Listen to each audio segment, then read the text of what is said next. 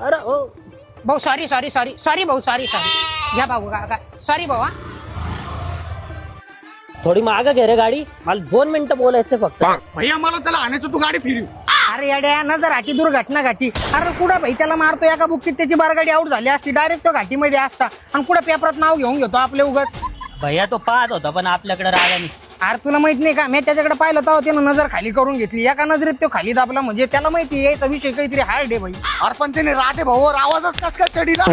अरे यार. विषय काय माहिती का, आजो होती का ओळखता मी का, त्याला कुठं कुठं पाहिलं असेल ते. मग येड्यात त्यानं आपले काल परवाचे भांडणं असले असतील पेपरामधली माहिती का. हा. मग किती मोठं मॅटर केलं आपण, तुला माहित नाही का. विषय नाही. अरे भाई तो भावानं फक्त काय छत्ते येड्यासाठी एवढं मोठं भांडण केलं ना, पुरेपूर 8 पोर जखमी डायरेक्ट माहिती का.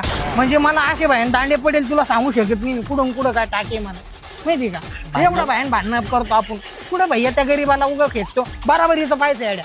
तो घाटीत गेला असल्यावर पण नाही भाई ह्या तुला त्याला मारायचंच आहे का, मारायचं आहे का त्याला, हा, मारायचं. बाय. त्याला मारायचंय मला का. मारायचं.